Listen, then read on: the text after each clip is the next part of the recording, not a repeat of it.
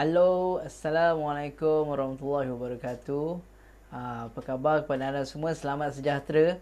So malam ni saya punya line malam ni agak kurang memberangsangkan. So doa.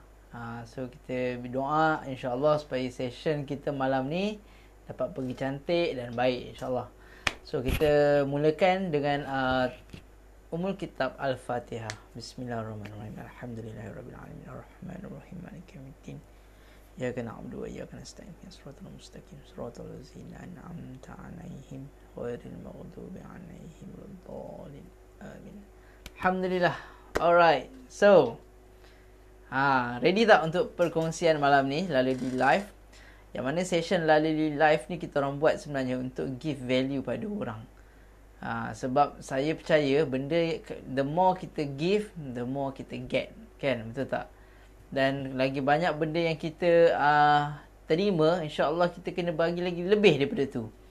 So itu yang saya percaya dan insya-Allah saya yakin anda pun percaya juga sebab benda tu Allah yang cakap. Allah yang bagi tahu apa yang kamu bagi, kamu akan dapat lebih. What you give, you will get back more. Okay? So, insya-Allah malam ni saya nak buat satu session santai je lah sebenarnya. Malam ni santai je. Just nak share sharing story. Siapa suka story sini yang nak saya share story saya dulu? Ni story ni tak panjang, pendek je.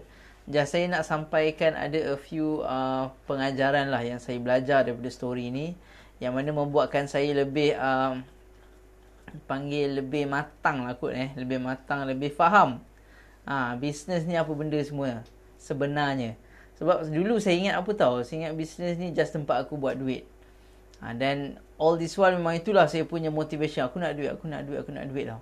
Tapi hakikat dunia kan, lagi banyak lagi kita mengejar kan, lagi kita mengejar duit, duit tu dia lari tau, dia lari. So kita tak boleh kejar duit sebenarnya. Kita kena jemput duit, kita kena jemput rezeki tu datang dekat kita. Itu yang saya perasan lah.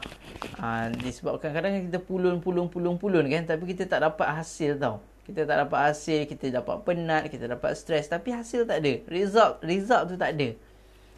So that's why sekarang ni bila nampak benda tu dan saya belajar lah. Bila kita belajar, kita dapat banyak buka minda lah. Buka mata kita bahawa rupanya kita salah sebenarnya. Saya yang salah. Saya salah target tau. Kita ingat kita nak duit, tapi sebenarnya duit itu dia nombor 10. Faham tak? Dia nombor 10. Nombor 1 adalah adakah kita mampu selesaikan ataupun bantu orang. Macam tu tau. Dia macam, konsep dia macam ni lah. Macam apa, mesin ATM kat bank lah, macam bank. So bolehkah kita keluarkan duit daripada bank tu kalau kita tak masukkan dulu duit dalam bank tu? Kita tak deposit dulu duit dalam tu. Yalah, kalau nak buka akaun pun tak ada. Bayangkanlah nak buka akaun pun tak, apatah lagi nak keluarkan duit daripada bank tu. Tapi what if kalau you masuk duit, every month you masuk duit, kan? Sampai satu masa you nak keluarkan, you reap the rewards. Kita panggil reap the reward, you keluarkan duit tu dan you boleh spend. Barulah dapat duitnya. Kan? Kalau tak dulu kita mana duit ni, asal bank tak nak bagi aku duit, padahal kita sendiri tak masukkan duit dalam tu, tapi kita expect bank nak bagi kita duit. So business pun sama sebenarnya. Bisnes pun sama juga sebenarnya. Kita kena give dulu. Kita kena give. Bank in, deposit duit, masuk duit. Bagi value kat orang. One day kalau benda tu hit dan orang nampak macam, oh betul lah benda ni berkesan lah tips ni. Mungkin baru dia akan start join kita. Itu silap dia. Kadang-kadang kita ingat kita nak menjual. Belilah RM40 je. Belilah promosi ni. Belilah, kita bagi free shipping apa semua. Bagi semua benda lah. Sebab dalam semua kita bagi sampai kita tak ada apa-apa, disebabkan kita terlampau nak duit tu. So thank you pada yang join malam ni, live malam ni. Terima kasih. Dan kita punya session ni tak lama, sekejap je. Cuma saya nak share pasal apa kegagalan ataupun kesilapan yang saya buat dulu. Satu je saya nak share malam ni lah. Tapi sebelum tu saya nak tanya, you all ready ke ready ni? Suka tak nak dengar story ni? Saya nak dengar story simple, pendek, tapi saya yakin, saya pasti benda tu mungkin akan bagi you at least sedikit value lah. Satu benda yang you insya-Allah boleh bantu you all untuk lebih kalau yang buat bisnes, you all lebih faham dan boleh pergi lagi jauh. Kalau tak buat bisnes pun tak apa, you akan dapat satu knowledge yang saya rasa mungkin boleh membantu untuk next in future lah. So macam ni, saya tak pasti ada you all pernah dengar story saya ke tak, di mana saya start buat bisnes. Saya ada banyak bisnes sebelum tu, tapi saya nak cerita pasal bisnes saya, bisnes fotografi dan videografi. Itu yang saya buat dulu, yang paling last lah sebelum saya buat bisnes ni. Saya buat bisnes fotografi dan videografi lah masa tu. So dia start dia macam ni. Dulu saya dan wife, so Sal tak wife saya lah, Sal tak bekerja masa tu, dan kita ada baby. Dan bila, of course lah, you tahu lah kan, bila kita ada baby, komitmen bertambah. Gaji kita sama, tapi komitmen kita bertambah. Dan kita terpaksa ikat perut lah. Senang cakap, nak kena ikat perut. Kita tak boleh beli tu, beli ni. Kita tahan nafsu tu untuk membeli. So, bertahun kan, dia macam, takkan sampai bila macam ni kan. So, saya tak tahu. Tapi kepada saya, keadaan saya masa tu, saya rasa macam, tak boleh jadi.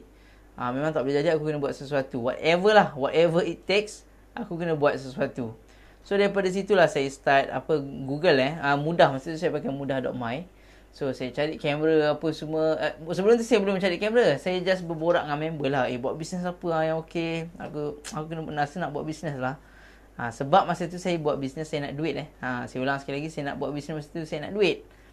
So bila saya nak duit tu, kita punya, aku nak cepat. Kita nak cepat, yelah, of course lah kan, nak duit cepat. So saya pun mencari, dan bila borak dengan member, ada yang diorang cakap, buatlah ambil gambar wedding sekarang ni, tengah ramai orang wedding ni. Padahal every year ramai orang wedding kan, kecuali masa PKP. Tapi nak cakapnya bahawa peluang tu akan dapat kalau you berborak sebenarnya. Bila kita berborak dengan sahabat kita kan, kadang diorang ada share something, dan mungkin apa yang dia share tu boleh bantu kita. Dan daripada situlah saya start, okey juga ambil gambar. Saya untuk makluman, saya langsung tak ada pengalaman ambil gambar. Saya tak pernah ambil kursus fotografi, videografi dekat universiti ke atau kat mana-mana offline course kat luar daripada universiti. Saya tak pernah. Tapi apa yang saya tahu masa tu, saya nak duit. Saya nak duit, so aku buat je lah. So saya search kat mudah apa semua, cari banyak kamera. Tapi masa tu saya tak berapa study sangat lah. Masa tu internet apa macam tak adalah macam sekarang kan, sangat-sangat bagus dia punya information. Tapi saya pun cari dan jumpalah satu kamera second hand. Tapi dia punya warranty masih berjalan lah, masih ada warranty. So masa tu why not kan. So saya pun pakai, dan first job apa semua buat secara free je. Saya ambil gambar free. Ambil gambar free, pada first time tu free. Pada saya itu bukan kesilapan. Pada saya itu adalah satu benda yang betul yang saya buat lah. Kalau tak, yelah, you all tak ada portfolio, tak pernah ambil gambar, hasil tu macam mana, takkan kita nak charge, betul tak? So itu saya anggap macam training ground. Kita belajar dulu, berlatih dulu, sebab kita nak kurangkan risiko lah. Bayangkan kalau saya charge terus customer pertama tu, apa jadi agaknya kalau hasil tu tak macam yang dia nak. Memang ke laut lah. Memang saya kena taruh, kena taji betul-betul kan. So that's why the first few customer, saya rasa 3 customer atau 2 customer yang pertama tu saya tak charge, sebab saya nak belajar lah. So lepas tu Alhamdulillah, bila ada keyakinan, lepas tu ada member yang buat ambil gambar sama, so saya ada keberanian, dan kita pun buat sama-sama sampai satu masa saya buat sendiri. Saya dah ada keberanian untuk pergi sendiri, jumpa customer, ambil gambar sendiri, apa semua saya buat. Dan lepas tu saya nak beritahu you all, nature bila ambil gambar, ambil video ni adalah you kena siapkan dan you kena edit video ke gambar ke dalam masa sebulan. Itu saya punya KPI lah. Fotografer lain, videografer lain saya tak pasti, tapi saya punya KPI macam tu, sebulan. Paling lama sebulan. So bila saya punya KPI tu sebulan, apa yang jadi adalah saya kena push. Bayangkan setiap hari bekerja, saya kerja. Masa tu saya masih bekerja, dan Sabtu Ahad saya ada wedding.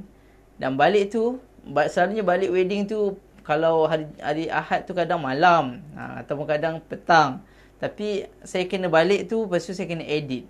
Dan setiap hari lepas balik kerja, saya kena edit setiap malam. Sampai saya tidur roughly pukul 2, pukul 3 malam every day. Mencabar lah yang kita ni. Alhamdulillah boleh sambung. Kita tak lama lah, sekejap kita doa-doa, insyaAllah line okey malam ni. Alright, so bila macam tu, saya rasa macam life. Of course masa tu saya dapat duit, Alhamdulillah. Satu job saya boleh charge 2,000. Tapi apa yang berlaku adalah saya punya masa dan saya punya time dengan anak-anak saya dah hilang. Dengan masa tu anak je lah, amal seorang. Masa dengan wife, masa dengan anak dah hilang. Saya terpaksa korbankan anak saya. Saya terpaksa korbankan Amar dengan Sal untuk saya buat bisnes. Yang mana benda ni saya rasa macam okey, peringkat awal okey lah. Tapi saya silap sebenarnya.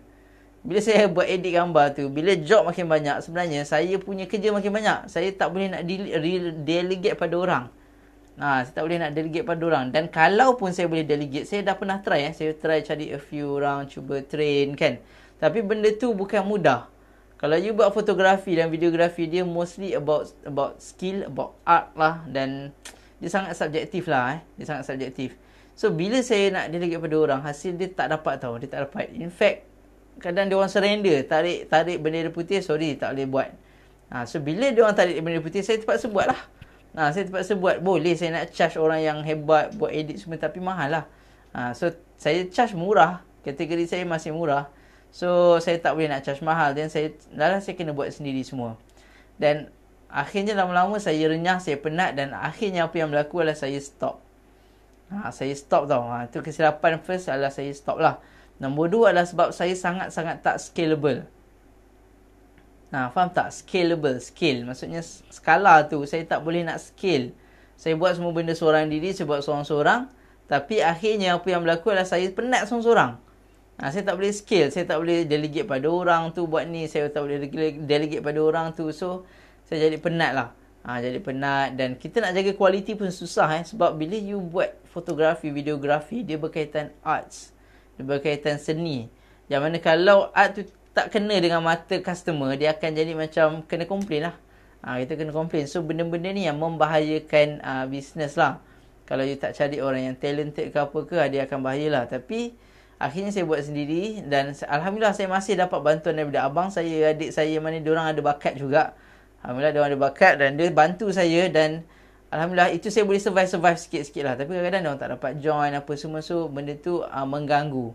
So, apa saya belajar dekat situ yang saya dah faham, kegagalan ni sebenarnya dia mengajar aku bahawa aku kena cari bisnes yang boleh scale. Bisnes yang boleh aku delegate pada orang. Saya pernah try delegate pasal art ni susah, dia mencabar sikit. So, apa berlaku? Saya stop. Saya memang stop terus, saya tak buat lah. Saya cakap, sorry, saya tak ambil job, kan. So, bila macam tu, apa berlaku? Orang pun dah stop. Oh, tak ambil ke? Tolonglah ni. So, saya cakap, saya minta maaf, saya tak boleh. Sebab saya dah stop, kononnya nak fokus kerja lah masa tu. Tapi sebenarnya saya dah penat. Dah burn out tau masa tu. So, itu kesilapan saya masa tu lah. Saya putus asa awal. Mungkin kalau saya teruskan, mungkin saya di level lain. Tapi masalahnya saya tak ada ilmu tu. Saya tak tahu macam mana saya nak delegate kerja. Saya tak tahu macam mana saya nak pastikan bahawa orang boleh buat apa yang saya buat tu. Kan? So, daripada situlah saya rasa macam, oh tak boleh ni, aku kena stop. Aku kena stop buat benda ni. So, you all saya tak tahu. You all pernah tak alami benda macam tu? Yang mana korang buat bisnes, you all buat bisnes, lepas tu macam tak boleh go tau. Tak boleh go. You stuck sampai you cakap, okay, this is it. Kita tarik bendera putih, kita stop. Siapa pernah macam ni? Sekejap tumpah minum sekejap. Bismillahirrahmanirrahim. So, siapa pernah macam tu? Saya tak tahu. Tapi sebenarnya saya dah alami benda tu. Putus asa tu sebanyak 1, 2, 3, 4, 5. Mungkin videografi tu bisnes saya yang kelima. Yang kelima tau. Banyak sebelum-sebelum tu. Ngarut-ngarut pun ada. Tapi Alhamdulillah, setiap, bagi saya lah, personally, setiap apa yang saya lalui tu adalah pelajaran. Itu adalah proses. Kalau saya tak lalu benda tu, kemungkinan besar saya takkan ada lah. Macam sekarang ni, saya takkan dapat experience tu. Experience is the best teacher. So, kalau kita tak belajar daripada experience, kita boleh belajar daripada experience orang lain. Tapi, efek tu mungkin tak seganas bila experience tu kita yang alami sendiri. So, Alhamdulillah saya dah lepas lah benda tu. Saya dah let go. Dan saya faham bahawa saya kena scalable.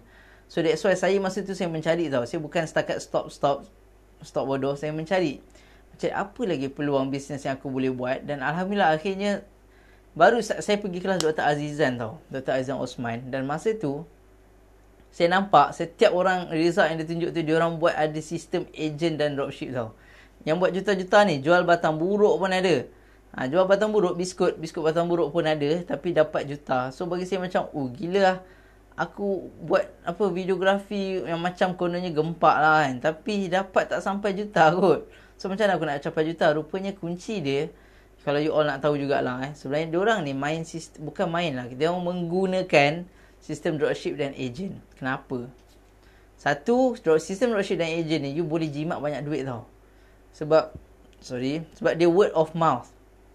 Seorang jadi agent, dia akan share dengan kawan dia, share dengan family dia. So benda tu merebak cepat. Dan you jimat cost, tak perlu nak buat billboard. Tahu? Kalau untuk peringkat awal, marketing you tu sebenarnya senang. Sebab kalau you nak tahu, the best marketing method adalah word of mouth. Yang orang bercakap. Orang bercakap ni mahal dia tak boleh. Orang yang, kalau contohlah kita nak beli kereta, kita nampak iklan kat TV, best kereta ni. Apa yang akan berlaku? Kita akan tanya dulu kat abang kita contoh, okey tak nak beli kereta ni? Rasa macam nak beli tapi tak tahu okey ke tak. So kita tunggu dia cakap, okey ni. Kita memang terus beli dah. Tapi kalau dia cakap, tak payah beli lah, mengarut lah kereta ni, kualiti tak ada, servis susah, warranty mahal, warranty lambat, spare part mahal. So orang akan dengar cakap orang yang komen tu, mungkin family dia ke ataupun kawan dia cakap, okey lah aku tak beli lah. So maksudnya apa? Decision untuk membeli tu adalah berdasarkan word of mouth. Selalunya macam tu. That's why sistem dropship agent dia cepat tau, dia cepat. So kalau you all yang baru nak start buat bisnes, cuba cari dulu bisnes apa yang ada sistem dropship dan agent. Banyak bisnes kat luar sana, you boleh try, cari, dan diorang dah buat juta-juta tau.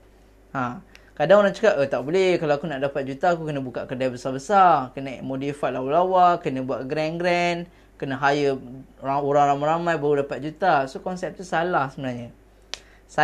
Bagi saya lah, saya baru tahu bila saya pergi kelas Dr. Azizan tu, bahawa konsep tu salah. So start daripada itulah saya start fikir, aku kena cari sistem dropship agent. Dan saya tak jumpa. Saya tak jumpa bisnes yang saya nak. Sampailah satu masa, alhamdulillah saya Ammar dia ada masalah batuk berkahak sesemua apa semua, dan rupanya kesakitan Ammar masa tu, ke penyakit dia tu membantu, menjadi asbab lah, menjadi penyebab kami berjumpa dengan bisnes A-Wallet. Dengan A-Wallet, sebab kita orang pakai kat Ammar. Tapi saya tak nak suruh you all masuk ke apa, jangan salah faham. Saya nak cerita bahawa story tu adalah daripada videographer, saya stop, akhirnya saya cari benda yang scalable sampai saya jumpa sekarang. Dan benda ni adalah perjalanan. Kadang-kadang you all pun mungkin sama macam saya. You buat bisnes, lepas tu you stop. Buat bisnes tak boleh go, try bisnes lain tak boleh go, dan akhir-akhirnya you stuck. Jangan anggap stuck tu adalah kegagalan. Walaupun saya tulis dalam title tu kegagalan, tapi sebenarnya bagi saya personally itu bukanlah kegagalan, tapi itu adalah proses pembelajaran. Pembelajaran yang mahal, yang memakan masa kita, tenaga kita. Tapi tak ada benda tu, insyaAllah tak adalah kita sekarang, kan? So saya harap anda pun sama, dapat terus bersabar dan bertabah. Especially kita dah nak masuk 2021. Tahu, 2021 dah tak lama less than 2 weeks. Saya rasa less than 2 weeks. Dan persoalan dia macam ni, adakah kita betul-betul dah ready untuk rempuh 2021? Of course dia akan makin mencabar, dia akan semakin mencabar. Especially kalau kita masih buat bisnes main-main, tu nombor satu. Nombor dua adalah kita masih tak anggap bahawa bisnes ni akan menjadi kita punya, apa panggil tu? Kita punya lifeline. Faham tak? Seolah-olah orang bernafas. Kalau kita duduk dalam laut, sorang-sorang, tak boleh nak nafas. So, macam mana keinginan kita untuk dapat oksigen tu adalah keinginan kita untuk menjayakan bisnes kita, insyaAllah kita boleh berjaya. Tapi kalau kita tak ada keinginan tu untuk survive, untuk bernafas, dan kita rela mati lemas dalam laut tu, then macam itulah bisnes kita akan lemas. So kita kena start think about it seriously lah. Think about it seriously. Kalau yang belum ada bisnes, you kena start fikir, apa bisnes aku boleh buat? Jangan kosong, jangan tak ada apa-apa. Sebab apa tahu? Sebab ekonomi makin teruk, dan hari ni 1,700 orang Wallahualam, saya tak tahu macam mana boleh makin banyak. Orang cakap sebab sebelum ni kawasan tu tak pernah check, sekarang dia check, dan bila dah check semua pula ada COVID. So kita tak tahu apa yang akan berlaku. Tapi please be prepare. Ikhlas ni saya cakap ni, saya minta anda prepare. Sebab apa? Especially untuk audience lalali ni, saya nak you all berada pada state yang mana you tak berada dekat tempat yang selesa tau. You kena sentiasa challenge diri you untuk sentiasa berada pada tempat yang better daripada semalam. Faham tak? Better dari semalam. Itu kalau sehari. Tapi kalau untuk tahun depan, of course, kita kena think bigger. Kita kena fikir bahawa tahun depan aku kena better daripada tahun ni. Tahun ni aku malas. Tahun depan aku kena rajin. Tahun ni aku selalu lemau-lemau. Tahun depan aku kena ubah. Aku tak boleh lemau lagi dah. So, benda tu perlu berubah tau. Dan perlu berubah. Dan benda tu tak akan berubah sendiri kalau kita sendiri tak ada perasaan nak ubah. So, saya cakap ni bukan untuk you all. Nampak macam saya pandang kamera, saya nampak anda semua. Tapi sebenarnya tak. Saya tengah pandang diri saya sendiri ni. Hasnul, kau kena berubah. Kau kena ubah kau punya pemikiran. Kau kena ubah cara kau bertindak. Sebab kalau saya tak ubah semua benda tu, saya tak akan dapat hasil yang baru. Saya tak akan dapat break saya punya record. Dan alang-alang cakap record, saya nak bagi tahu kita punya team Mami Gloria, dia dah break record kita sales sebanyak RM12,300 tau. Bulan lepas dia dah break record untuk sebulan je ni RM12,300. Bagi saya macam tahun depan aku kena bantu lebih. Tahun depan saya dan Sal, kita ada banyak planning nak bantu kita punya warrior, kita punya fighter untuk grow bigger. Kita tak nak main game yang sama, tak nak pergi duduk buat benda yang sama. Kita nak do better lah. Do better. So, benda-benda ni perlukan knowledge satu. Satu, kita perlukan apa benda tu? Experience. Dan Alhamdulillah, along the way kan kita bersama dengan diorang ni, kita nampak macam ada a few things yang kita kena try and adjust. Bukan try and adjust. Yalah, try and adjust lah. Kita rasa macam ni tak okay, kita nak improve. But the main thing, apa yang saya dan Sal, kita orang target nak buat tahun depan untuk kita punya fighter dan warrior adalah kita nak growkan diorang supaya diorang boleh buat 10 kali ganda better daripada tahun ni. Itu kita orang punya vision. Sebab apa tau? Sebab macam saya sendiri kan, saya pun sama juga dulu. Bila kita buat bisnes, saya buat seorang-seorang dulu tau. Memang saya cakap kita ada team ambil gambar, tapi it's just masa ambil gambar je.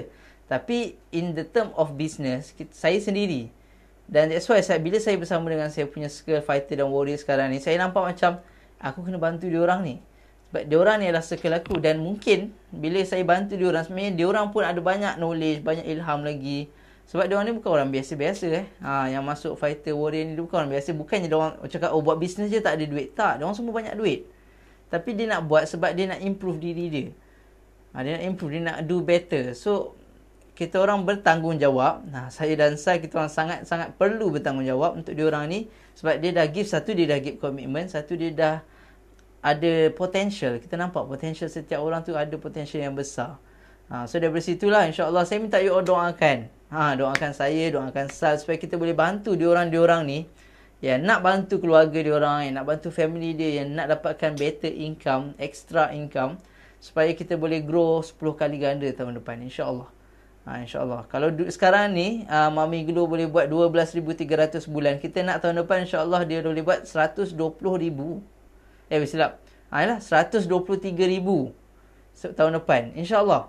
Benda tu tak mustahil benda tu tak mustahil. Yang penting kita doa dan buat dan ada tindakan. Jangan lemau lah. Jangan lemau. So, saya rasa itu saja. Terima kasih pada yang join malam ni. Saya doakan you all semua sihat, sentiasa bahagia, berjaya dunia dan akhirat. Dan kita jumpa lagi. Jangan lupa join group Nak Jadi Jutawan Bahagia. You all pergi je dekat kawasan group dalam Facebook page Lalali. Dekat situ ada group. Join je dalam group Nak Jadi Jutawan Bahagia. InsyaAllah kat situ kita ada. You masuk, tulis apa yang patut. Dan insyaAllah akan automatik kita masukkan. Dan dalam tu, apa yang kita akan buat, kita akan share. Kita akan share pasal bisnes. Mostly tips-tips bisnes lah. Sebab kita nak buat bisnes ni, kadang-kadang kita tak ada ilham. Saya sendiri kadang-kadang tak ada ilham. So, bila saya belajar, kita observe, kita akan dapat banyak-banyak ilham. Dan insyaAllah daripada ilham tu lah kita akan share dekat dalam group tu. So, pastikan you all dah duduk dalam tu. Alright? So, saya rasa itu saja. Terima kasih. Assalamualaikum. Jumpa lagi. Bye.